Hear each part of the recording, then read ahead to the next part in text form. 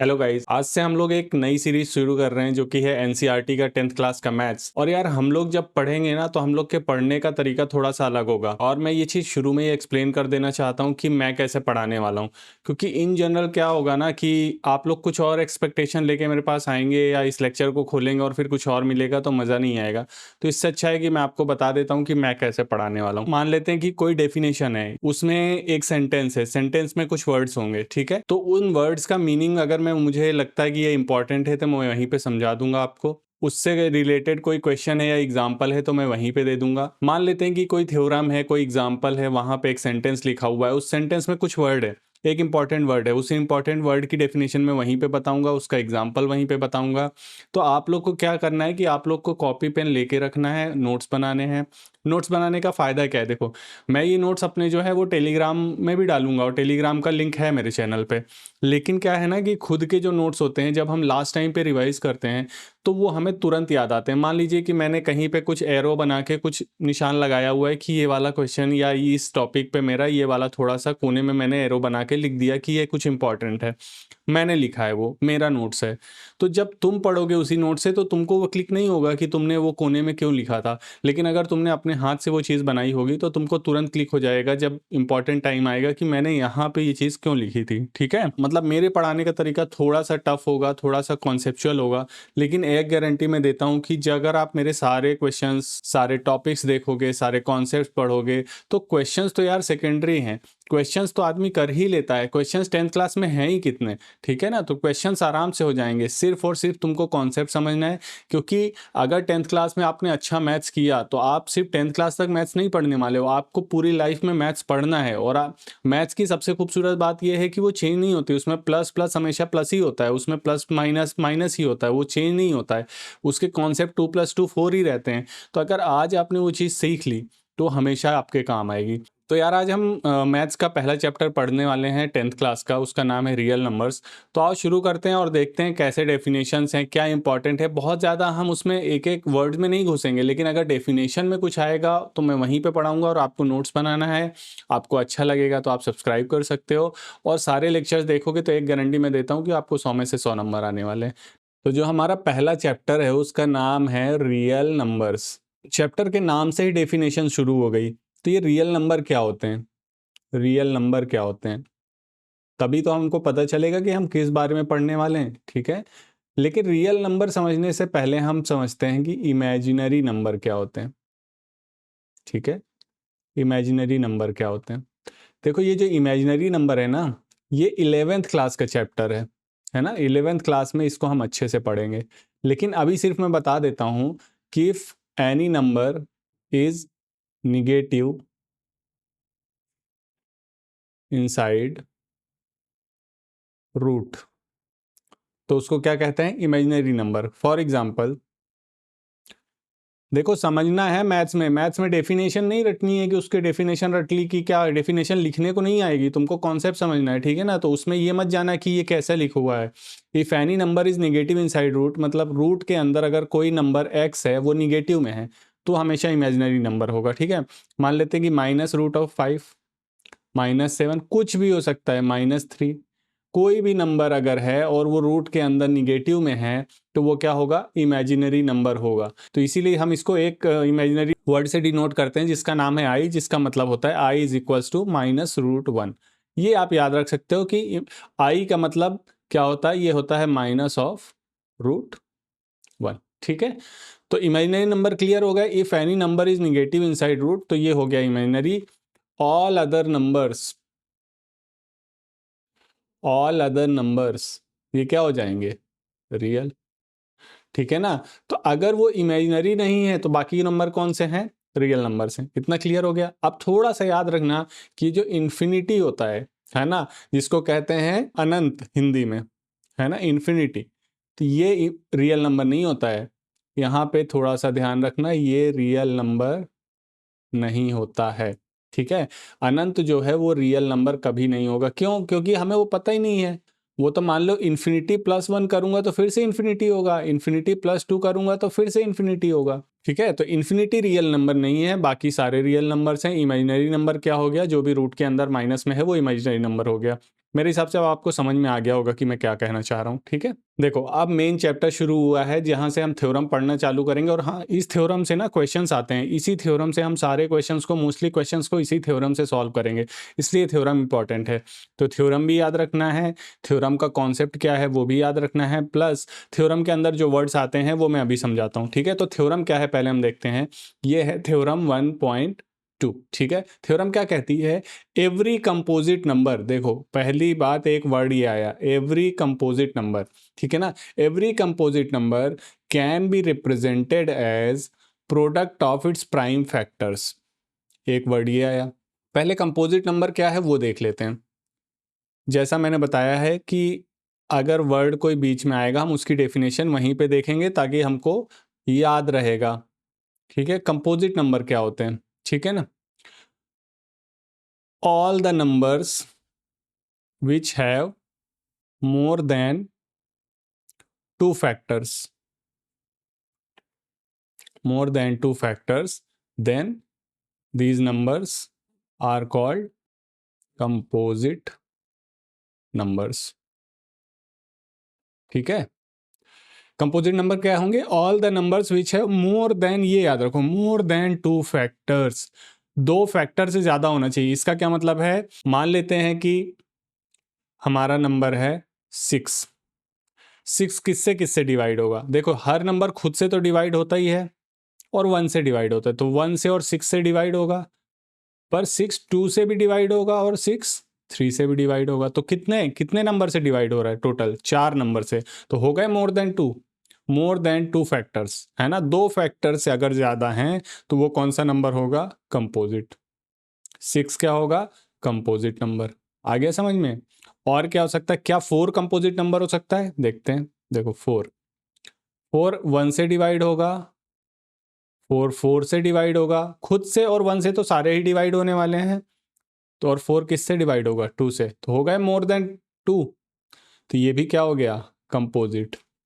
अब यहीं पे हम अगर मान लेते हैं 2 ले लेते, तो 2 1 से डिवाइड होगा और 2 से डिवाइड होगा और किसी से तो होगा नहीं, तो मोर देन 2 फैक्टर्स नहीं हुए, तो ये कंपोजिट नंबर नहीं है। समझ गए। अगर 2 से कम फैक्टर्स हैं तो वो कंपोजिट नंबर नहीं है, 2 से ज़्यादा फैक्टर्स हैं, 2 से ज़्यादा संख्याओं से वो डिवाइड हो जाता है तो उसको क्या कहते हैं, कंपोजिट नंबर। तो फिर 2 क्या है, जिसके 2 से कम फैक्टर्स हैं या 2 फैक्टर्स हैं, ठीक है। तो ये देखते हैं, अब 2 को डिफाइन करते हैं कि 2 क्या है। देखो कुछ नंबर्स होते हैं प्राइम नंबर्स, ठीक है। प्राइम नंबर्स, प्राइम नंबर्स क्या होते हैं, which have exactly two factors, exactly two factors, ना उससे कम ना उससे ज्यादा। एग्जैक्टली वर्ड पे ध्यान रखना। तो देखो जैसे 2 है, एग्जाम्पल 2 है, 2 के कितने फैक्टर्स हैं, 1 और 2, है ना। तो ये क्या नंबर हो गया, प्राइम। 3 है, 3 किससे डिवाइड होगा, 1 से और 3 से, और किसी से होगा क्या, नहीं, तो ये भी क्या हो गया, प्राइम। 5 है, 5 किससे होगा, 1 से और 5 से। 7 किससे होगा, 1 से और 7 से। तो ये सारे नंबर कौन से हैं, प्राइम, जिसके एग्जैक्टली कितने फैक्टर्स हैं, 2 फैक्टर्स, ठीक है। अब देखो मान लेते हैं कोई बोले 1, क्या 1 प्राइम नंबर है, क्या 1 प्राइम नंबर है, 1 केवल और केवल 1 से डिवाइड होगा और किसी से तो होगा नहीं, तो इसका कितने फैक्टर हैं, ओनली 1 फैक्टर। तो प्राइम की डेफिनेशन क्या है, एग्जैक्टली 2 फैक्टर्स होना चाहिए, उससे कम नहीं चलेगा, तो 1 इज नॉट प्राइम। इसको कहीं लिख लो, 1 इज नॉट प्राइम। जो एक है वो प्राइम नंबर नहीं होता है, ठीक है ना। ये क्वेश्चंस आते हैं, ये शॉर्ट जो ऑप्शनल क्वेश्चंस आते हैं वहाँ पे आते हैं, आज नहीं आएगा तो किसी और एग्जाम में आएगा, ठीक है। दे देगा कि इसमें से कौन सा प्राइम नहीं है, तो 1 इज नॉट प्राइम। दूसरा क्वेश्चन यहीं पे देखो, सबसे छोटा प्राइम नंबर कौन सा है, देखो 2, क्योंकि 1 प्राइम नहीं है, 1 से बड़ा क्या हो गया, 2, तो 2 जो है वो प्राइम है। तो क्वेश्चन एक बनता है, सबसे छोटा prime number, smallest prime number, smallest prime number कौन सा हो जाएगा? स्मॉलेस्ट प्राइम नंबर हो जाएगा 2। ये क्वेश्चन हज़ारों बार एग्जाम्स में आया है। जो भी ऑप्शनल एग्जाम्स होते हैं जिसमें 4 ऑप्शन होते हैं हमारे पास, उसमें हज़ारों बार आया है कि स्मॉलेस्ट प्राइम नंबर क्या होता है? 2। हमेशा याद रखना स्मॉलेस्ट प्राइम नंबर 2 होता है, ठीक है ना? 0 जो होता है वो नाइदर प्राइम ना ही प्राइम होता है, वो इस कैटेगरी में ही नहीं आता। नाइदर प्राइम नॉर कंपोजिट, ना ही प्राइम होता है ना ही कंपोजिट होता है। तो 0 के बारे में कोई बात नहीं करेंगे, वो ना ही प्राइम है ना ही कंपोजिट है। 2 स्मॉलेस्ट प्राइम नंबर है। 1 क्या है? 1 भी प्राइम नंबर नहीं है, 1 भी कंपोजिट नंबर भी नहीं, क्योंकि कंपोजिट नंबर में क्या होना चाहिए? मोर देन 2 फैक्टर्स होना चाहिए। तो आई थिंक क्लियर हो गया होगा कंपोजिट नंबर क्या होता है और प्राइम नंबर क्या होता है, ठीक है। अब देखो, हमने ये चीज़ पढ़ ली, इसको हटाता हूं मैं। अब मैं सिर्फ एक लाइन में लिख देता हूं कंपोजिट। मैंने पूरा बता दिया, मैं कंपोजिट लिख देता हूं मोर देन 2 फैक्टर्स, ठीक है। और प्राइम क्या हो जाएंगे? ओनली 2 फैक्टर्स, ठीक है। अब क्लियर हो गया? अब मतलब समझ गए होगे। तो देखो क्या कह रहा है, एवरी कंपोजिट नंबर, इस नंबर की बात हो रही है, every composite number can be represented as product of its prime factors, ठीक है। मतलब हर composite number product of prime number के फॉर्म में रिप्रेजेंट किया जा सकता है। पहले इतना समझते हैं। देखो फॉर एग्जांपल, इस थ्योरम का एग्जांपल समझते हैं। कोई भी कंपोजिट नंबर उठा लो, 6, अभी हमने देखा था 6 एक कंपोजिट नंबर है। अब इसका प्राइम फैक्टराइजेशन करो, इसको बोलते हैं प्राइम फैक्टराइजेशन। प्राइम फैक्टराइजेशन हमने ये शुरू से निकाला है। एलसीएम के लिए हम ऐसे यूज करते थे ना। तो देखो इसको 2 से डिवाइड करेंगे, 2 3 जार 6, 3 1 जार 3, खत्म। तो इसके प्राइम फैक्टर्स कौन कौन से आए? 2 और 3। तो 6 को हम कैसे लिख सकते हैं? 2 इंटू 3। अब देखो 2 भी प्राइम नंबर है, 3 भी प्राइम नंबर है, ठीक है। तो यही तो कह रही है थ्योरम। देखो एवरी कंपोजिट नंबर, हर कंपोजिट नंबर मतलब 6 can be represented as product of its prime factors, यही है। Every composite number 6 can be represented as product मतलब multiplication of its prime factors, ठीक है। फॉर एग्जाम्पल कोई भी और ले लेते हैं, 24, ठीक है। 2 12 आर 24, 2 6, 2 3, 3 1s, ठीक है। तो 24 can be represented as 2 into 2 into 2 into 3, और इसको लिख सकते हैं 2 क्यूब इंटू 3, ठीक है। तो 24 ये हुआ। तो सेम थ्योरम क्या कहती है? Product every composite number can be represented as product of its prime factors, क्योंकि देखो ये प्राइम नंबर्स ही है ना, 2 2 2 3। कोई भी नंबर उठाओगे जो कि कंपोजिट होगा वो प्रोडक्ट ऑफ इट्स प्राइम के फॉर्म में लिखा जा सकता है। Every composite numbers can be represented as product of its prime. I think ये आपको 2 लाइन समझ में आई होगी। अब ये आगे क्या कह रहा है? And this factorization is unique. ये फैक्टराइजेशन केवल एक ही हो सकता है, कब? Apart from the order in which prime factors occurs. अब इस लाइन का क्या मतलब है? देखो 6 को मैं 2 इंटू 3 लिखूं या 6 को मैं 3 इंटू 2 लिखूं, बात एक ही है, ठीक है। पहली लाइन जो every composite number can be represented as prime factors, ये तो सही है। फिर क्या कह रहा है? ये फैक्टराइजेशन यूनिक तभी हो सकता है जब हम इसके ऑर्डर को कंसीडर ना करें। मतलब हम 2 इंटू 3 लिख रहे हैं या 3 इंटू 2 लिख रहे हैं, अगर हम इन दोनों को अलग ना कंसीडर करें तो ये सिर्फ और सिर्फ एक ही नंबर ऐसा बनेगा जो इस डेफिनेशन को सेटिस्फाई करेगा, ठीक है ना। तो 6 इज इक्वल्स टू हम 2 इंटू 3 लिखें और 6 इज इक्वल्स टू 3 इंटू 2 लिखें, बात तो एक ही है। अगर हम ये ना देखें कि हम पहले 2 लिख रहे हैं या पहले 3 लिख रहे हैं, तो ऐसा सिर्फ एक और एक नंबर बनेगा। और यही इस थ्योरम को कहती है, every composite number can be represented as product of its prime numbers and this factorization is unique. मतलब ये इकलौता ऐसा नंबर बनेगा if we avoid the order, मतलब जिस ऑर्डर में लिख रहे हैं उसको अवॉइड कर दें तो वो केवल यूनिक नंबर बनेगा, ठीक है। उतना तुम्हें ना भी समझना हो ना भी याद रहे तो कोई दिक्कत नहीं है, सिर्फ आपको मेन याद रखना है every composite number can be represented as product of its prime numbers. इस थ्योरम को हमें बार बार कोट करना पड़ेगा जब हम क्वेश्चन करेंगे, नहीं तो हमारे नंबर कटेंगे। मैं जब भी क्वेश्चन कराऊंगा तो आपको लाइन बाय लाइन आपको बोर्ड्स में कैसे लिखना है वो बताऊंगा, ठीक है।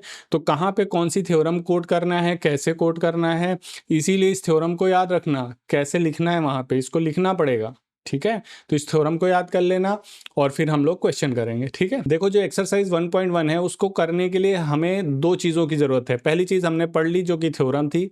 सेकंड एक और डेफिनेशन है वो हम पढ़ते हैं। सेकंड डेफिनेशन क्या कहती है कि मान लीजिए हमारे पास दो नंबर्स हैं, नंबर 1 और एक और नंबर है नंबर 2, ठीक है ना। दो नंबर है, एक नंबर 1 है एक नंबर 2 है। तो तुमको पता है कि दो नंबर्स का हम क्या निकाल सकते हैं, एलसीएम निकाल सकते हैं। कैसे निकालते हैं वो एक अलग बात है। और हम एचसीएफ भी निकाल सकते हैं, एलसीएम भी निकाल सकते हैं और एचसीएफ भी निकाल सकते हैं। अभी हम दोनों पढ़ेंगे क्योंकि ये आगे हमें काम आएगा। अभी कैसे निकालते हैं वो हम पढ़ेंगे, अभी सिर्फ ये समझो। तो क्वेश्चन क्या कहता है या हमें पढ़ना क्या है, वो ये कहता है कि HCF of these two numbers, HCF of n1 and n2 into LCM of n1 in n2 is equals to होता है नंबर 1 इंटू नंबर 2। मतलब अगर इन दोनों का एचसीएफ निकाला जाए और एलसीएम निकाला जाए और दोनों को मल्टीप्लाई किया जाए तो नंबर 1 इंटू नंबर 2 के मल्टीप्लिकेशन के इक्वल होगा।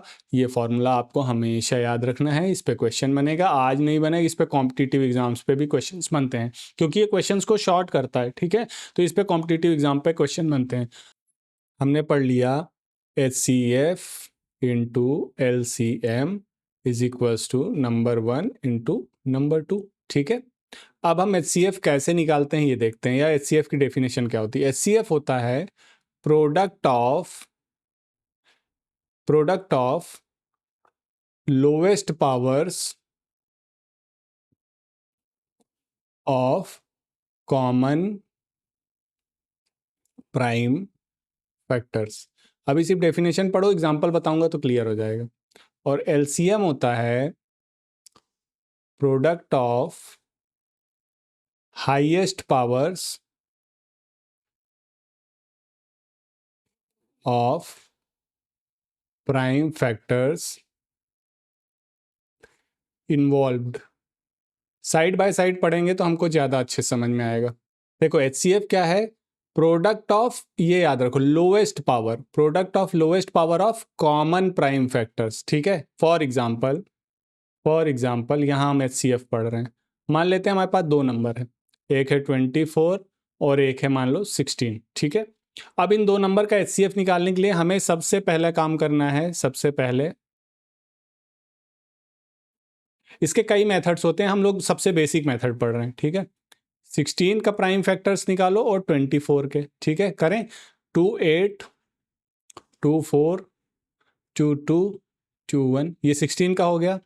212 26 23 31। तो देखो आप थ्योरम याद करो। थ्योरम क्या कहती है, every composite number can be represented as product of its prime. यही तो था, बार बार उसको रिपीट करते रहो। 2 इंटू 24 कैसे हो जाएगा, 2 इंटू 3, ठीक है, ये हो गया। अब एचसीएफ की डेफिनेशन देखो, या पहले 16 को और अच्छे से लिख। 16 का क्या हो गया, 2 की पावर 4, और 24 का क्या हो गया, 2 की पावर 3 इंटू 3। अब देखो एचसीएफ क्या हो जाएगा, product of lowest power of common prime factor. Common जो प्राइम फैक्टर है, सबसे पहले याद रखो कॉमन प्राइम फैक्टर देखना है एचसीएफ में, कॉमन प्राइम फैक्टर। तो कॉमन कौन है, देखो यहाँ पे केवल और केवल 2 है ना, और उसकी क्या देखना है, lowest power. Product of lowest power तो लोवेस्ट पावर 2 की पावर 4 है, यहाँ 2 की पावर 3 है, तो यहाँ लोवेस्ट पावर क्या आएगी, 2 की पावर 3। और कुछ कॉमन है क्या, नहीं। तो एचसीएफ क्या हो जाएगा, 2 की power 3, that means 2 into 2 into 2, that means 8। समझ में आया। एचसीएफ में पहले देखना है कॉमन फैक्टर कौन कौन से हैं, कॉमन प्राइम फैक्टर, उनकी लोएस्ट पावर को मल्टीप्लाई करना है। एक और एग्जांपल देखते हैं, एग्जांपल उसमें 3 नंबर ले लेते हैं। मान लेते हैं 16 लेते हैं, 32 लेते हैं और 42 ले लेते हैं। सबसे पहले क्या करेंगे, प्राइम फैक्टर करेंगे। 16 का वही होगा 2 2 2 2। तो 16 कैसे हो जाएगा, 2 into 2 into 2 into 2, that means 16 हो जाएगा 2 की पावर 4। अब 32 करते हैं। 32 एचसीएफ में इतना अच्छे से बता रहा हूँ क्योंकि इसका बार बार काम आएगा, आगे भी काम आएगा, हमेशा काम आता है। एचसीएफ आपको एकदम क्लियर होना चाहिए क्योंकि एचसीएफ के क्वेश्चंस सेंटेंस वाले भी आते हैं और वहाँ पे अगर आप समझ नहीं पाए कि एचसीएफ निकालना है या एलसीएम निकालना है तो वो क्वेश्चन कभी सॉल्व नहीं कर पाओगे आप। 32 को करते हैं 16 times, 8 times, 4 times, 2 times, 2 times. तो 32 क्या हो जाएगा, 2 की पावर 5, 1 2 3 4 5। ठीक है, अब 42 करते हैं। 2 21, 3 7 जार 7 1 जार 7। तो 42 को कैसे लिखेंगे, 2 इंटू 3 इंटू 7। ठीक है, तो अब अगर मैं साथ में लिखूं, देखो 16 क्या हो गया, 2 की पावर 4, 16 हो गया 2 की पावर 4, 32 हो गया 2 की पावर 5, 42 हो गया 2 इंटू 3 इंटू 7। अब एचसीएफ की डेफिनेशन क्या कहती है, एचसीएफ की definition lowest power of common factor. तो पहले कॉमन फैक्टर देखो क्या है, 2 यहाँ पे भी है, 2 यहाँ पे भी है, 2 यहाँ पे भी। तो 2 का लोएस्ट पावर देखो क्या है, सिर्फ 2 है, तो एचसीएफ हो गया 2। और कुछ कॉमन है क्या, यहाँ 3 है लेकिन और कहीं 3 नहीं, यहाँ 7 है लेकिन 7 नहीं है, तो एचसीएफ क्या हो जाएगा 2। आई थिंक अब क्लियर हो गया होगा। एचसीएफ होगा लोएस्ट, जितने भी नंबर इन्वॉल्व हैं उनका लोएस्ट पावर देखना है, पहले उनका प्राइम फैक्टराइजेशन करना है, उसमें से कॉमन फैक्टर्स देखना है, कॉमन कौन है, कॉमन में भी हमको क्या देखना है, लोएस्ट देखना है। ठीक है, अब एलसीएम देखते हैं, यहीं पे एलसीएम देखते हैं, इसी एग्जांपल से एलसीएम देखते हैं। ठीक है, तो आपको ज़्यादा क्लियर होगा एलसीएम क्या होता है।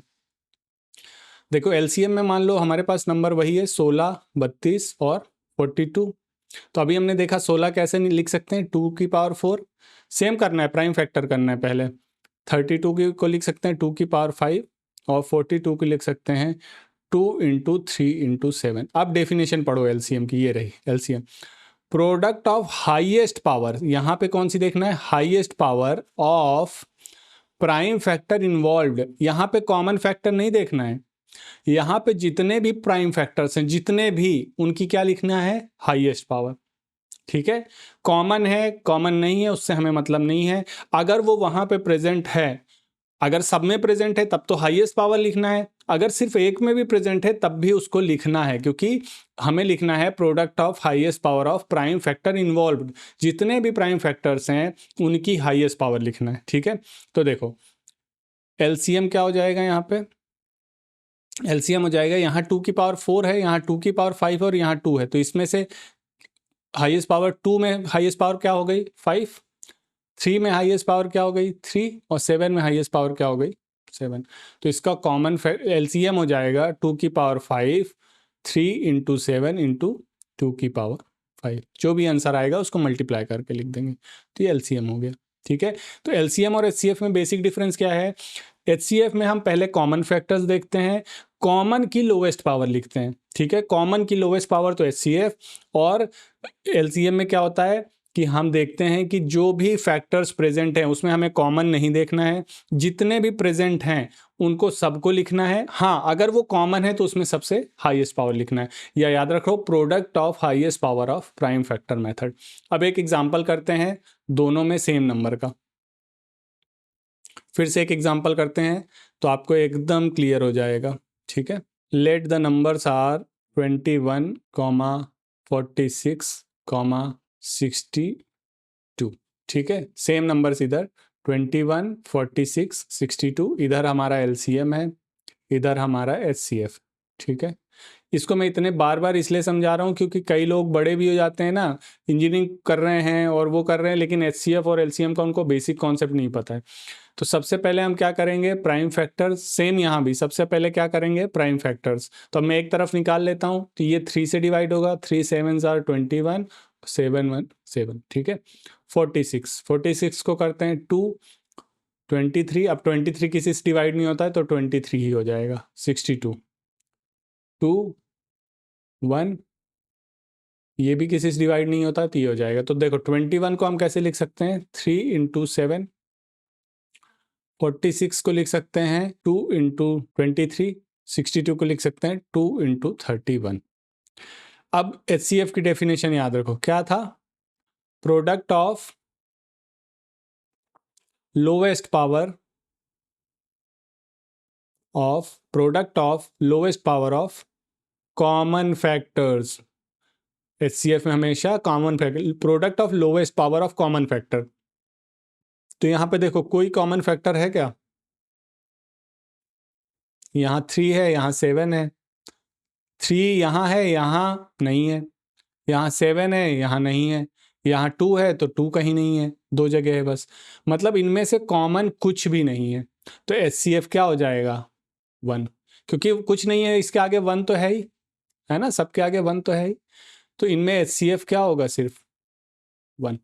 ठीक है, ऐसे नंबर्स जिनका HCF 1 होता है उसको बोलते हैं को प्राइम नंबर्स। क्या बोलते हैं, को प्राइम नंबर्स। अभी हम इसकी डेफिनेशन पढ़ लेंगे, अभी मैं बता दे रहा हूँ क्योंकि यहाँ HCF 1 आ गया है। यहाँ पे देखो 21 हमारा क्या आया था, 3 इंटू 7। 42 क्या आया था, 2 इंटू 23। 42 नहीं, 46 सॉरी।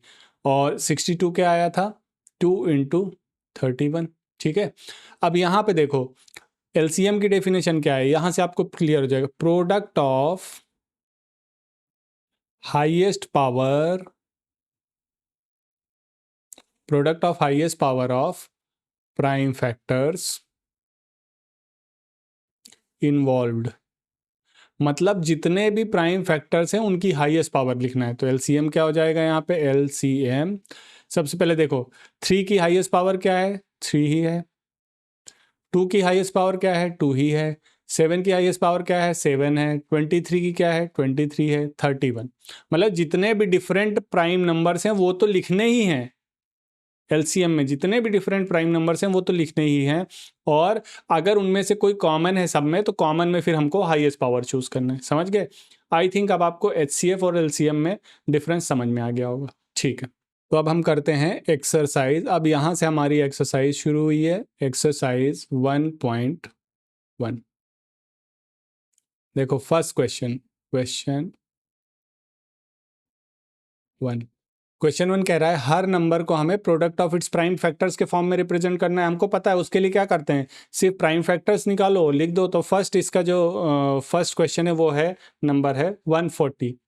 तो वो इसका आंसर क्या होगा, सॉल्यूशन हम करेंगे 140। 140 को 2 से डिवाइड करेंगे तो ये बचेगा 70, इसको करेंगे तो 35।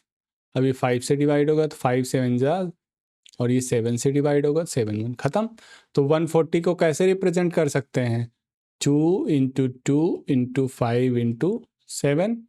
तो 140 is equals to 2 square into 5 into 7। ये हो गया आपका आंसर, सिंपल। और यहाँ से आप थ्योरम को जो थ्योरम थी हमारी उसको कंफर्म कर सकते हो। कैसे, एवरी कंपोजिट नंबर कौन से होते हैं, जिनके मोर देन 2 फैक्टर्स हों। तो मोर देन 2 फैक्टर्स तो हैं ही, क्योंकि 3 तो प्राइम फैक्टर्स हैं और 1 से भी डिवाइड होगा और खुद से भी डिवाइड होगा। ठीक है, every composite number can be represented as product of its prime factors. ठीक है, यही थी थ्योरम 1। ठीक है, तो 140 को हम रिप्रेजेंट कर सकते हैं 2 स्क्वायर इंटू 5 इंटू 7। अब इसी का सेकेंड पार्ट क्या कहता है, सेकेंड नंबर कौन सा है, 156। 156 तो 2 78 टाइम्स 2 39 टाइम्स 3 13। अब 13 किसी से डिवाइड नहीं होगा तो 1। तो हम 156 को कैसे लिख सकते हैं, 2 इंटू 2 इंटू 3 इंटू 13। ये हो जाएगा 2 स्क्वायर इंटू 3 इंटू 13। ये हो गया आपका 156 का आंसर। हमें क्या करना था, ईच नंबर को product of its prime number में, तो ये ईच नंबर को product of its prime factor के फॉर्म में रिप्रेजेंट कर दिया। ठीक है, अब इसी का थर्ड क्वेश्चन देखते हैं। इसी का थर्ड क्वेश्चन है 3825। इसको करने में मजा आएगा थोड़ा सा। 3825 ये 3 से डिवाइड होगा, 3 1 जार 3, 3 2 जार 6, 3 7 3 5, फिर से 3, फिर से 5 से 5 टाइम्स, 5 से 17 टाइम्स, 17 से 1 टाइम्स। अब ये कैसे डिवाइड होता है इसके लिए हम एक अलग क्लास ले लेंगे, क्योंकि वो बहुत बड़ा वो हो जाएगा, लेक्चर हो जाएगा। देखो, तो इसको कैसे लिख सकते हैं, 3825 को 3 इंटू 3 इंटू 5 इंटू 5 इंटू 17, तो हो जाएगा 3 का स्क्वायर इंटू 5 स्क्वायर इंटू 17। ये हो गया आंसर 3825। तो आई होप कि आप लोग को पूरा समझ में आया होगा, ठीक है ना। अब नेक्स्ट करते हैं इसका चौथा क्वेश्चन। इसका हो गया फोर्थ हो गया 5005। तो इसको 5 से डिवाइड करते हैं, 1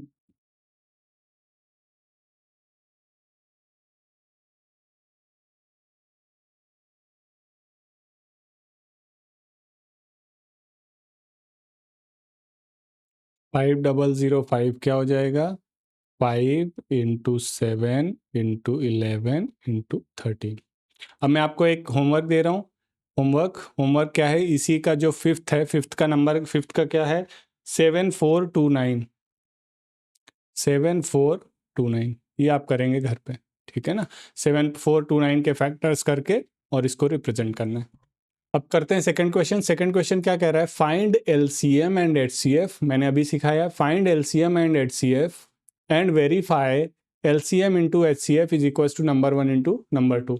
हमको एलसीएम एचसीएफ भी निकालना है और उस फॉर्मूले को वेरीफाई भी करना है, मतलब हमको LHS is equal to left hand side is equal to right hand side लेके आना है। तो इसका मैं पहला क्वेश्चन करा रहा हूँ, ठीक है ना। पहला क्वेश्चन देखो, दो नंबर्स दिए हैं 26 एंड 91, 26 एंड 91, ठीक है। तो पहले हम एलसीएम निकालेंगे और एचसीएफ निकालेंगे। तो पहले हम निकालते हैं फाइंडिंग एचसीएफ, पहले एचसीएफ निकालते हैं। तो या पहले करते हैं फाइंडिंग प्राइम फैक्टर्स। पहले प्राइम फैक्टर निकाल लेते हैं, तो 26 का निकालते हैं और इधर किसका निकालेंगे, 91 का। 2 13 दूनी 26, 13 1, ठीक है ना। अब 91 में क्या हो जाएगा, 7 से 13 टाइम्स और 13 से 1 टाइम्स, ठीक है। इसके अलावा तो कुछ हो नहीं सकता। तो ये मैं 26 को लिख सकता हूँ 2 इंटू 13 और 91 को लिख सकता हूँ 7 इंटू 13। तो अब एचसीएफ क्या होगा, एचसीएफ की डेफिनेशन याद रखो, product of lowest power of common factor. Common factor की, इसमें से कॉमन फैक्टर की लोवेस्ट पावर देखना है। तो कॉमन फैक्टर कौन है, 13, उसकी लोवेस्ट पावर क्या है 1, मतलब 13। तो एचसीएफ क्या आ जाएगा 13। और एलसीएम क्या है, product of highest power of all factors, ठीक है। तो 2 है, उसकी हाईएस्ट पावर 1 है, 13 है, उसकी हाईएस्ट पावर 1 है, और 7 है, उसकी हाईएस्ट पावर 1 है। एलसीएम में आपको कॉमन नहीं देखना है, एलसीएम में आपको सारे लिखना है, जो कॉमन है उसमें से हाईएस्ट पावर लिखना है, बस याद रखना है। तो 2 का 1, 2 कॉमन नहीं है तो उसको लिख दिया, 7 कॉमन नहीं है उसको लिख दिया, और 13 कॉमन है तो उसमें हाईएस्ट पावर क्या है 1 ही है, तो वो लिख दिया। तो क्या हो जाएगा 26 इंटू 7, 182। तो ये आ गया एलसीएम। आधा क्वेश्चन हुआ है अभी, क्योंकि क्या बोला था इसने, find LCM and HCF and verify. Verify का करना है, LCM into HCF is equal to N1 into N2। तो वेरीफाई कैसे करेंगे, एक तरफ एलसीएम रखे, एलसीएम मतलब 182 इंटू एचसीएफ मतलब 13 is equal to number 1, number 1 मतलब 26 इंटू नंबर 2 कितना हो गया 91। मल्टीप्लाई कर लो इसका, देख लो कितना आ रहा है। या हम ऐसे भी कर सकते हैं कि 182 इंटू 13 इज इक्वल 26 को क्या लिख सकता हूँ 13 इंटू 2 इंटू 91। तो 182 इंटू 13 इज इक्वल टू 13 और 2 इंटू 91 क्या आएगा 182, आ गया इक्वल। जो भी आंसर आएगा वो तो आपको कैलकुलेट करके लिखना है, लेकिन हमारा L H S is equal to क्या आ गया RHS, यही वेरीफाई करना था, ठीक है। आया समझ में। एक और क्वेश्चन करते हैं और अच्छे से क्लियर हो जाएगा। सेकंड क्वेश्चन करते हैं इसी का, थर्ड क्वेश्चन आपको होमवर्क रहेगा। सेकंड क्वेश्चन है 510, 92। ठीक है, तो सबसे पहले हम क्या लिखेंगे, सॉल्यूशन करेंगे, सॉल्विंग, ठीक है, करेंगे finding prime factors. Prime factors find करो, क्या होगा 510 और इधर किसका करना है 92 का, तो ये हो जाएगा 2, 2 2s are 4, 2 5s are 10 और 2 5s are 10, 3 से 5 से 17 से। ठीक है, अब इसको अभी हमने किया था,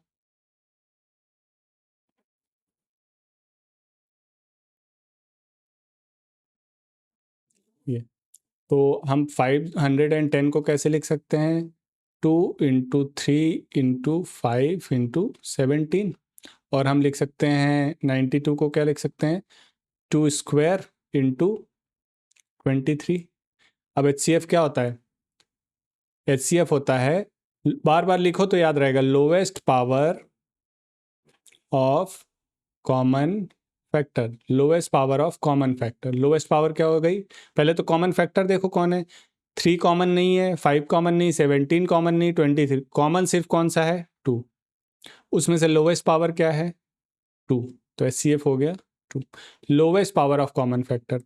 और LCM क्या होता है, LCM होता है product of highest power of all prime factors involve, मतलब जितने प्राइम फैक्टर्स हैं उनकी हाईएस्ट पावर।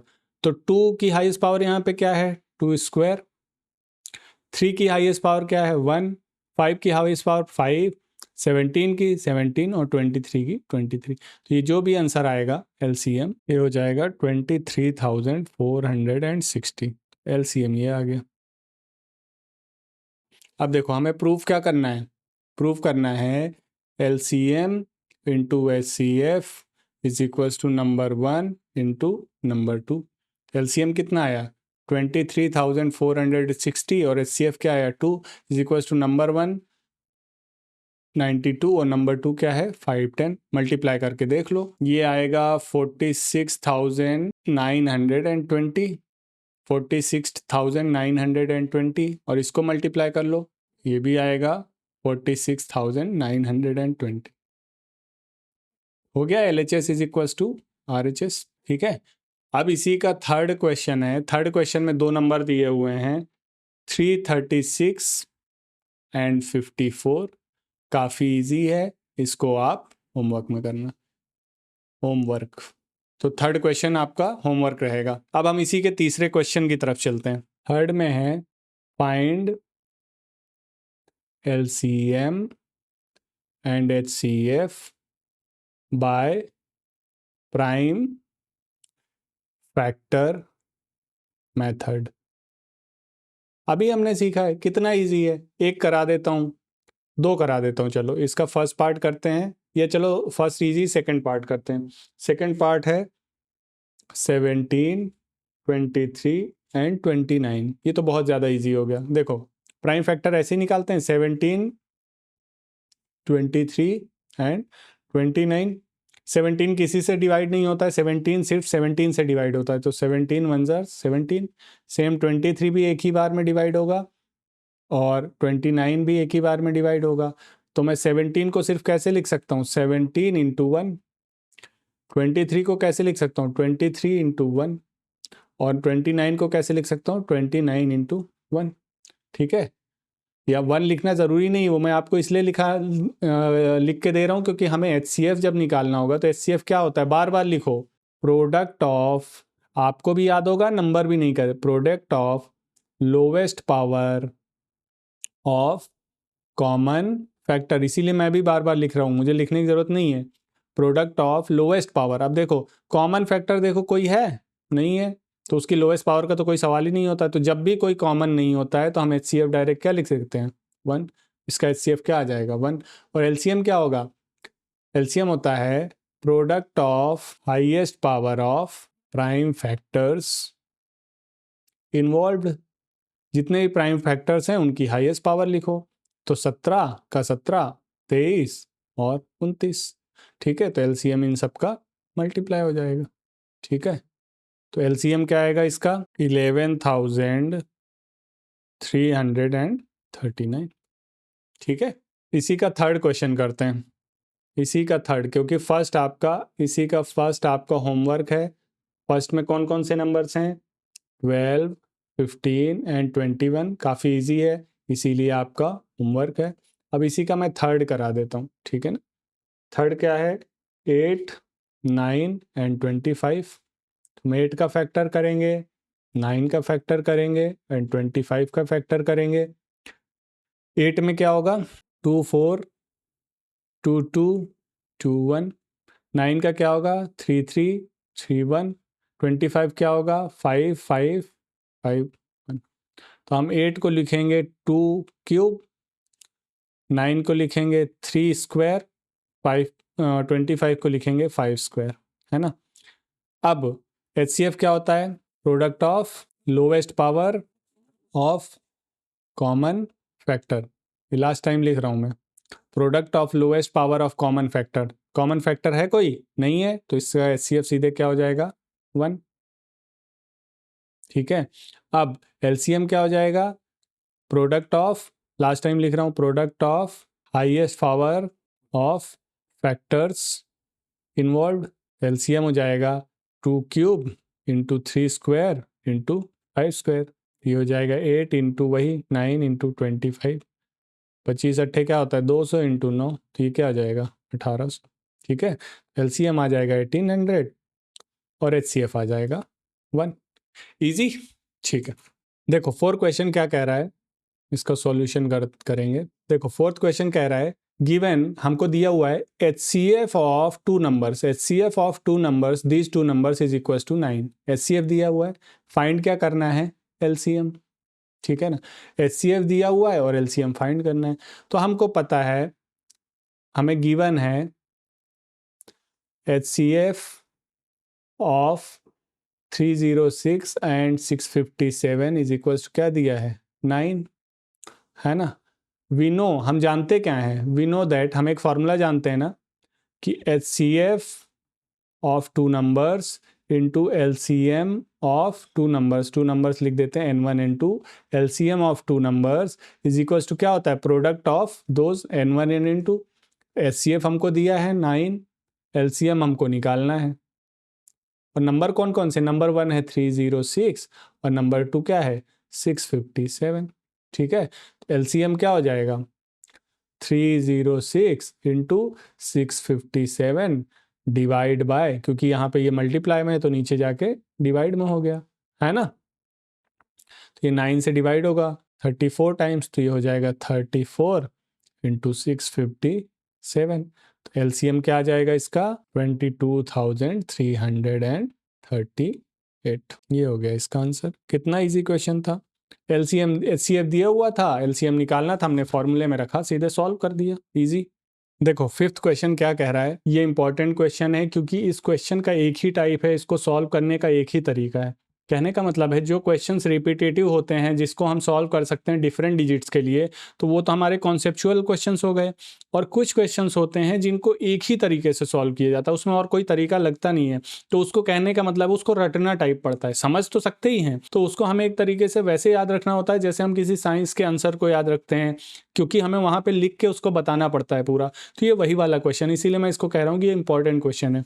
इसको पूरा अच्छी तरीके से लिख लेना नोट्स में अपने, और इसको 2-4 बार सॉल्व कर लेना। पहले इसका कॉन्सेप्ट समझ लेते हैं। देखो ये कह रहा है कि check whether 6 to the power n can end with the digit 0। मतलब ये जो नंबर है ये क्या कभी 0 पे एंड कर सकता है, ठीक है, for any natural number n। पहली बात, नेचुरल नंबर क्या होता है, देखो यहाँ पे लिख देता हूँ मैं। नेचुरल नंबर्स होते हैं, नेचुरल नंबर हमेशा 1 से स्टार्ट होगा, 2 3 और ऐसे एंड तक जाएगा। एंड मतलब हमको पता नहीं कहाँ तक, तो हम कह देते हैं अनडिफाइंड, इन्फिनिटी तक जाएगा, ठीक है ना। अनडिफाइंड, हमें नहीं पता आखिरी कौन सा नंबर है। तो नेचुरल नंबर हमेशा कहाँ से शुरू होगा 1, 0 उसमें इंक्लूडेड नहीं होगा।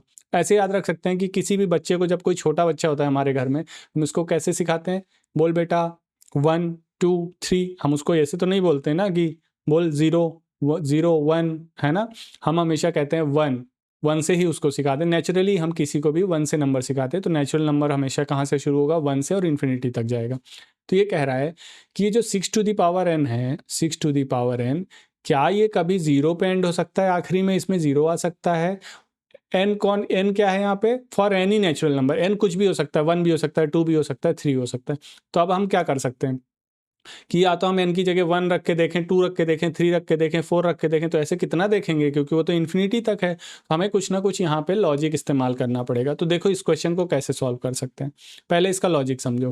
पहले इसका लॉजिक ये है, कोई भी नंबर, ये अभी वहाँ पे आपको नहीं लिखना है, मैं आपको बता रहा हूँ, कोई भी नंबर 0 पे कब एंड होगा। देखो दो ही तरीका है। मान लो मैं 5 है मेरे पास और कोई भी नंबर है 2 है, तो क्या हो जाएगा, एंड 0 पे एंड हो गया। 5 के साथ 3 है तो 15, 5 के साथ 4 है तो 20, 5 के साथ 6 है तो 30, 5 के साथ 7 है तो 35, 5 के साथ 8 है तो 40। मैं पूरा लिख के बता रहा हूँ क्योंकि मैं आपको बताना चाहता हूँ क्या है। 5 के साथ 9 है तो क्या हो गया, 45, 5 के साथ 10 है तो 50, और यहाँ ऊपर भी 5 के साथ 1 है तो 5। ठीक है, देखो यहाँ पे थोड़ा ध्यान दो। 1 कौन सा होता है, ऑड नंबर। 3 क्या है, ऑड। 6 4 5 है ना, ये 6 लिखा नहीं है, ये 6 सही है। 5 3 4 5 नहीं लिखा। 5 इंटू 5 क्या होगा, 25। ठीक है, तो जितने भी ऑड नंबर है, देखो जब भी 1 आया तो 5 आया, 3 आया तो एंड में 5 आया, 5 आया तो एंड में 5 आया, 7 आया तो एंड में 5 आया। लेकिन जब इवन नंबर है 2 तो क्या आया, 0 आया एंड में। इवन नंबर है तो एंड में 0 आया। कहने का मतलब है जब 5 मल्टीप्लाइड बाय इवन नंबर तो एंड में 0 आने का चांस है। सही है, समझ में आया। जब भी 5 मल्टीप्लाइड बाय इवन नंबर होगा तो एंड में 0 आने का चांस है। दूसरा क्या तरीका है कि मान लो कोई भी 0 से ही मल्टीप्लाई हो जाए, 0 इंटू 2 तब तो 0 आ ही जाएगा। ठीक है, 0 इंटू 3 तब तो 0 आ ही जाएगा। लेकिन ये हमारे क्वेश्चन के काम का नहीं है ये वाला कॉन्सेप्ट। हमारे क्वेश्चन का काम का क्या है, 5 इंटू इवन नंबर तभी क्या आएगा, 0। ठीक है, तो इसका मतलब है कि हमें अगर एंड में 0 चाहिए तो हमें एक 5 चाहिए और एक क्या चाहिए, इवन नंबर चाहिए। इतना समझ में आया। अब देखो सॉल्यूशन क्या है। हमें गिवन क्या है, गिवन नंबर क्या है, 6 टू दी पावर n। अब n को तो हमें पता नहीं n क्या रख सकते हैं, लेकिन हमें 6 तो पता है। ठीक है, 6 तो पता है ना कि 6 कितना होता है। तो let's find the factors of 6। 6 को फाइंड किया, 2 3 आर 6, 3 1 जार 3। तो मैं 6, तो 6 can be written as 2 into 3। तो मैं लिख सकता हूँ 2 इंटू 3 की पावर n। अब देखो इसमें एक इवन नंबर तो आ रहा है, लेकिन इवन नंबर के साथ क्या आना चाहिए, 5, तभी 0 आ सकता है। उसके अलावा कभी भी 0 नहीं आ सकता है, हमने देखा है ना। या तो 0 के साथ मल्टीप्लाई होगा तब 0 आएगा, या इवन नंबर के साथ 5 मल्टीप्लाई होगा तब 0 आएगा। एक इवन नंबर तो आ गया 2, लेकिन यहाँ पे 5 नहीं आया, तो ये नंबर कभी भी 0 नहीं हो सकता है। तो हम यहाँ लिखेंगे since we need 5 in prime factors of 6 के प्राइम फैक्टर्स में हमको क्या चाहिए था, 5, क्या बनाने के लिए, 0। Since we need 5 in prime factors of 6 to end the number with digit 0। Since we need 5 in prime factors of 6 to end the number with digit 0, but 5 is not present. So this number cannot end with 0. समझ में आ गया, ये number कभी 0 पे and नहीं हो सकता। Basic concept समझो। बेसिक कॉन्सेप्ट है, हमें हमेशा क्या करना है, जो भी नंबर दिया रहेगा उसमें हमें क्या करना है, उसका प्राइम फैक्टर निकालना है। प्राइम फैक्टर में देखना है कि क्या 5 आ रहा है, 5 आ रहा है तो अच्छी बात है, लेकिन उसके साथ एक और चीज़ देखना है, क्या उसमें इवन नंबर आ रहा है। तो जनरली 2 आएगा और उसके साथ अगर 5 आएगा तो वो 0 पे एंड कर सकता है, और अगर 5 के साथ 0 नहीं है, 2 के साथ 5 नहीं आता है या 5 के साथ कोई भी इवन नंबर नहीं आता है, तो वो 0 के साथ कभी एंड नहीं हो सकता। ठीक है, तो 6 टू द पावर n कभी 0 के साथ एंड नहीं हो सकता। 6th क्वेश्चन है, explain this number and this number are composite number. Composite number की डेफिनेशन याद रखो, मोर देन 2 फैक्टर्स, जिसके भी 2 से ज़्यादा फैक्टर होंगे वो कंपोजिट नंबर होगा। पर फैक्टर्स पता करने के लिए हमको फैक्टर्स निकालने पड़ेंगे। तो हम पहले फर्स्ट नंबर क्या है, फर्स्ट नंबर है 7 इंटू 11 इंटू 13 प्लस 13। इसको करो 77 इंटू 13 प्लस 13, ये क्या हो जाएगा 1014। तो फर्स्ट नंबर आ गया ये। सेकेंड नंबर क्या होगा, करो इसको 42 इंटू 20 इंटू 6 प्लस 5, तो ये हो जाएगा 84, 6 प्लस 5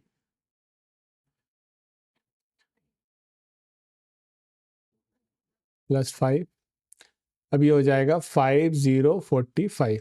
दो नंबर हमको पता चल गए, नंबर 2।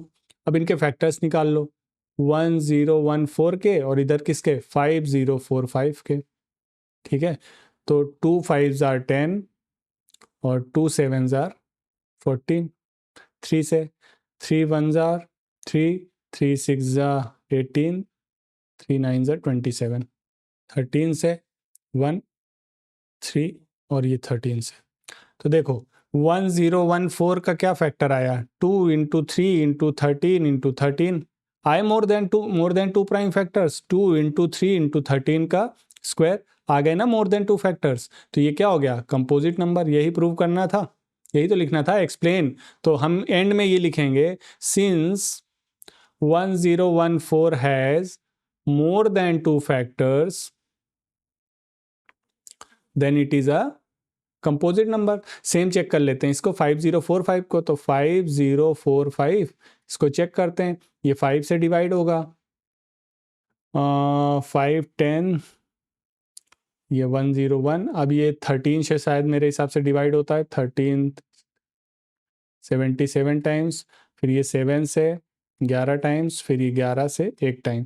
तो क्या हो जाएगा 5 इंटू 7 इंटू 11 इंटू 13, तो ये हो गया 5045। इसके भी मोर देन 2 फैक्टर्स आ गए, तो ये भी क्या हो गया, कंपोजिट नंबर्स हो गया सेम।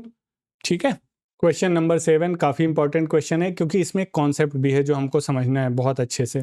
हमको यहाँ पे ये समझना है कि एलसीएफ और एचसीएफ निकालना तो हमने सीख लिया कि एलसीएम कैसे निकालते हैं और एचसीएफ कैसे निकालते हैं, लेकिन एक्चुअल में उसका मतलब क्या होता है वो हमको नहीं पता है। ये क्वेश्चन उस मतलब को समझाने के लिए। ठीक है, पहले हम क्वेश्चन पढ़ते हैं। There is a circular path, एक सर्कुलर पाथ है, एक सर्कुलर पाथ है। ठीक है, उसका कोई स्टार्ट पॉइंट है, मान लो एक सर्कुलर पाथ है। सोनिया जो है वो 18 मिनट लगाती है एक चक्कर लगाने में। तो जो सोनिया है, सोनिया गिवन क्या है, हमें दिया हुआ है, given Sonia takes 18 minutes to drive around, drive around 1 times. एक बार चक्कर लगाने के लिए सोनिया कितना लेती है टाइम, 18 मिनट्स। और रवि कितना लेता है, मैं शॉर्ट फॉर्म में लिख देता हूँ, रवि लेता है 12 मिनट्स। ये हमको गिवन है। तो क्वेश्चन कह रहा है suppose both start at the same time, दोनों लोग यहां से सेम टाइम पे स्टार्ट करते हैं, सोनिया भी और रवि भी। तो when will they meet again, अब ये हमें दोबारा कब मिलेंगे साथ में। अब थोड़ा सा दिमाग लगाओ, सोनिया कितना लेती है 18 मिनट और रवि कितना लेता है 12 मिनट। अब जब दोनों साथ में चलेंगे तो रवि 12 मिनट ले रहा है, मतलब रवि तेज चल रहा है ना। तो रवि तो मान लो रवि जब चक्कर लगा देगा, एक यहाँ से यहाँ शुरू करेगा और वापस यहाँ पे आ जाएगा कितने मिनट में, 12 मिनट में। ये तो रवि है, लेकिन जो सोनिया है उसको तो टोटल 18 मिनट लग रहा है यहाँ पे आने में, तो वो कहीं पे यहाँ पे होगी। मान लेते हैं कि उस समय सोनिया यहाँ पे है, तो वो तो मिल नहीं पाएंगे। फिर रवि तो वापस अपना स्टार्ट कर देगा चक्कर लगाना, सोनिया उसके पीछे रहेगी, फिर रवि करता रहेगा। ऐसे कभी ना कभी एक ऐसा टाइम आएगा जब फिर से सोनिया एंड रवि मिल जाएंगे। एक ही जगह। वही टाइम हमको पता करना है कि सोनिया और रवि दोबारा कब मिलने वाले हैं, ठीक है। अब ऐसे क्वेश्चंस को करने का एक तरीका होता है, पहले हम एचसीएफ और एलसीएम, जो मैं बता रहा हूँ कि एचसीएफ और एलसीएम का क्या मतलब होता है वो थोड़ा सा हम समझते हैं। देखो एग्जाम्पल से ही समझ सकते हो, उसको मैं ऐसे समझाऊंगा तो कंफ्यूज हो जाओगे। देखो मान लो दो नंबर लेते हैं, हम दो नंबर लेते हैं, मान लो छोटे नंबर लेते हैं जिससे ज़्यादा समझ में आए कि 12 ले लिया और 16 ले लिया। इसी से एचसीएफ भी समझा दूंगा और एलसीएम भी समझा दूंगा। 12 और 16, यहाँ एलसीएम समझाता हूँ, इसको वहाँ नहीं लिखना है एग्जाम में, यहाँ एचसीएफ। अब 12 का किया तो 2 6 12, 2 3 और 3 1, तो 12 को कैसे लिख दिया, 2 स्क्वायर इंटू 3। ऐसे 16 को क्या लिख देंगे, 16 2 8 2 4 2 2 2 1, मतलब 16 को लिखेंगे 2 की पावर 4, है ना। सेम यहाँ पे एलसीएम में भी 12 को लिखेंगे 2 स्क्वायर इंटू 3, 16 लिखेंगे 2 की पावर 4। अब एचसीएफ क्या होता है, lowest power, product of lowest power of common factors. Common factors में 2 है, उसकी लोवेस्ट पावर 2 स्क्वायर, तो एचसीएफ हो गया 2 स्क्वायर। एलसीएम क्या हो गया, high product of highest power of all the factors, तो हाईएस्ट पावर 2 की हुई 4 और 3 तो लेना ही है, तो ये हो जाएगा 16 इंटू 3, तो आएगा 48। अब यहाँ से थोड़ा देखो, एचसीएफ क्या हुआ 4, है ना, और एलसीएम क्या हुआ 48। अब थोड़ा इन दोनों को नंबर को, जिन नंबर्स का हमने निकाला है 12 और 16, इनको देखो थोड़ा सा इसके साथ में, तब आपको समझ में आएगा। एचसीएफ एक ऐसा नंबर है 4 जो इन दोनों नंबर को डिवाइड कर रहा है। देखो 4 दिया 3 टाइम्स में और यहाँ 4 टाइम्स में, ठीक है। एचसीएफ एक ऐसा नंबर है जो इन दोनों को डिवाइड कर रहा है, लेकिन इसकी क्वालिटी क्या है, ये वो हाईएस्ट नंबर है। कहने का मतलब है, देखो इससे मतलब 4 से बड़ा ऐसा कोई नंबर नहीं होगा। 4 से बड़ा कौन कौन सा है, 5 6 7 8 9 10 11 12 तो खुद ही है। 4 से बड़ा ऐसा कोई नंबर नहीं होगा जो इन दोनों को डिवाइड कर देगा। मतलब 4 इज द हाईएस्ट नंबर जो इन दोनों को डिवाइड कर देगा, 12 को और 16 को। देखो 5 नहीं कर सकता 12 को, 5 16 को नहीं कर सकता, ऐसे ही 6 भी नहीं, 6 12 को कर देगा, 16 को नहीं करेगा, 7 दोनों को नहीं कर सकता, 8 16 को करेगा, 12 को नहीं करेगा, 9 नहीं कर सकता, 10 11। मतलब 4 एक ऐसा नंबर है जो इन दोनों को डिवाइड कर देगा, और वो हाईएस्ट नंबर है जो इन दोनों को डिवाइड कर सकता है। इतना समझ में आया। तो एचसीएफ क्या रिप्रेजेंट करता है, मैं लिख देता हूँ, एचसीएफ रिप्रेजेंट्स, ये दूसरा तरीका, HCF represents highest number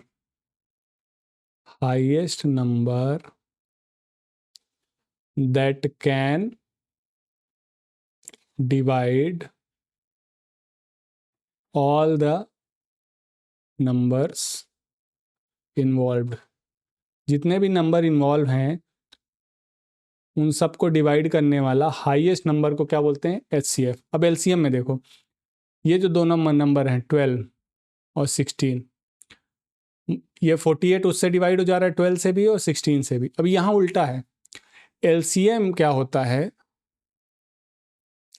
lowest number that can be divided by numbers involved, divided by all the numbers involved। इसको समझो, 48 से छोटा ऐसा कोई भी नंबर नहीं होगा जो इन दोनों से डिवाइड हो जाएगा। बड़ा हो सकता है, 48 से बड़े कितने भी नंबर्स हो सकते हैं जो दोनों से डिवाइड हो जाएं, लेकिन 48 से छोटा कोई ऐसा नंबर नहीं होगा जो इन दोनों से डिवाइड हो जाए, ठीक है ना।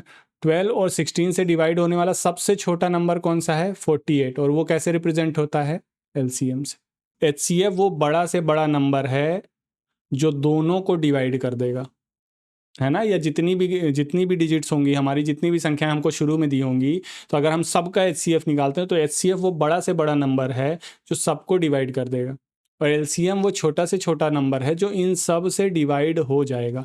अब इस क्वेश्चन में इसका मतलब समझते हैं क्या है। देखो रवि कितना ले रहा था, 12 मिनट्स। अब यहाँ पे देखो, सोनिया 18 मिनट ले रही है, रवि 12 मिनट ले रहा है। अब दोनों को साथ में आने के लिए, दोनों को एक ही जगह आने के लिए कोई ऐसा नंबर होना चाहिए ना जो इन दोनों के साथ में डिवाइड हो जाए। समझ गए। इन दोनों के एक ही जगह आने के लिए कोई ऐसा नंबर होना चाहिए जो इन दोनों से डिवाइड हो जाए। तो अभी हमने कॉन्सेप्ट पढ़ा ना, दोनों से डिवाइड होने वाला नंबर कौन सा होता है? एलसीएम। दोनों से डिवाइड होने वाला सबसे छोटा नंबर क्या होता है? एलसीएम। तो यहाँ पे हमको क्या निकालना पड़ेगा? एलसीएम। ठीक है, तो हमें क्या क्या गिवन था? Given Sonia takes 18 minutes to drive around 1 times and Ravi takes 12 minutes to drive around 1 time. ठीक है, तो let's find LCM of 12 and 18। तो 12 का करेंगे 2 6 2 3 3 1 और 18 का करेंगे तो 2 9 3 3 3 1। तो 12 का हो जाएगा 2 स्क्वायर इंटू 3 और 18 का हो जाएगा 2 इंटू 3 का स्क्वायर। तो LCM क्या आ जाएगा? LCM आएगा highest product of highest power of all the factors. तो 2 की हाईएस्ट पावर क्या है? 2 स्क्वायर और 3 की हाईएस्ट पावर क्या है? 3 स्क्वायर। तो क्या हो जाएगा? 4 इंटू 9 तो 36। तो LCM इनका आ गया 36। तो आंसर हो जाएगा 36 minutes. Ravi and Sonia will meet again after 36 minutes. ठीक है, देखो सीधा सा कॉन्सेप्ट लगाया हमने कि चूंकि वो एक चक्कर लगाने में 12 मिनट ले रहा था और वो लगाने में 18 मिनट ले रही थी, तो अगर दोनों को फिर से साथ में आना है तो वो एक ऐसा ही नंबर होगा जो दोनों से डिवाइड होगा, तभी तो साथ में पहुंचेंगे। अगर दोनों से डिवाइड नहीं होगा तो साथ में कभी आ ही नहीं सकते हैं। तो हमने उसी कॉन्सेप्ट का यूज़ किया और देखा वो कॉन्सेप्ट किस में फिट बैठता है? LCM में, क्योंकि LCM वो लोवेस्ट नंबर होता है जो दोनों से डिवाइड होता है, दोनों को डिवाइड नहीं करता है, दोनों से डिवाइड होता है। तो हमने यहाँ पे LCM निकाला, जो भी LCM हो गया वो आंसर हो गया। तो यार आई होप कि आपको एक्सरसाइज 1.1 समझ में आया होगा।